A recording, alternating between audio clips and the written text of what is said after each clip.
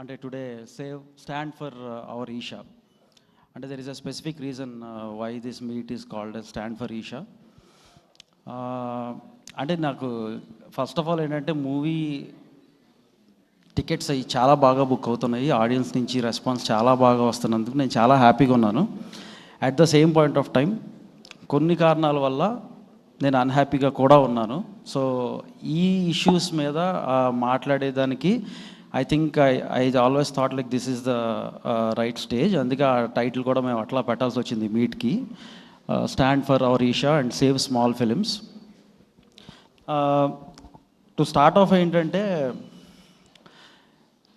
ఇది అంటే రివ్యూస్ అనేవి మాకు 90% రివ్యూస్ బాగా వచ్చినాయి, ఒక 10% ఇటు అటు ఉంటాయి. అది that is very much acceptable. ఎందుకంటే ఇప్పుడు అదొక పర్సనల్ ఒపీనియన్, దాన్ని అసలు we're all one fraternity and మాకు ఎప్పుడు కూడా ఎటువంటి ఇది ఉండదు. Will happily accept whatever is being given to us.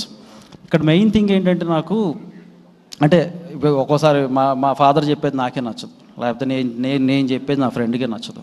So ఆయనకి నచ్చిన పనులన్నీ నేను చేయను, చాలా చేస్తూ ఉంటాను. సో అంటే కొన్ని రివ్యూస్ కూడా అలాగే తీసుకుంటాను. నా పర్స్పెక్టివ్ ఒకటి ఉండొచ్చు, వాళ్ళ పర్స్పెక్టివ్ ఉండొచ్చు. బట్ 90% ఆఫ్ ద రివ్యూస్ చాలా బాగా వచ్చినందుకు first thing I'm happy.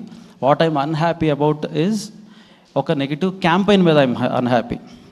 I'm not unhappy about 10% of the reviews, but ఒక నెగిటివ్ క్యాంపెయిన్ ఏదైతే జరుగుతుందో దాని మీద అయితే నేను ఖచ్చితంగా అన్హ్యాపీగా ఉన్నాను. అంటే క్యాంపెయిన్ అని ఎందుకు అంటున్నానంటే అది ఒక పెయిడ్ ట్వీట్ క్యాంపెయిన్ కానీ, ఒక ఫేక్ బిఎంఎస్ రేటింగ్స్ క్యాంపెయిన్ కానీ, ఇది ఏదైతే జరుగుతుందో అది ఈ సంస్కృతి ఫిలిం ఇండస్ట్రీకే ఖచ్చితంగా ఇది కరెక్ట్ కాదు. ఎందుకంటే we're all one fraternity, we're all one family.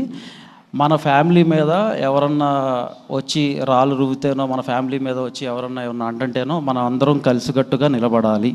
And నిలబడాల్సిన time ఇది. ఈ మూవీకనే కాదు, మాకు అంతకుముందు కూడా జరిగినాయి.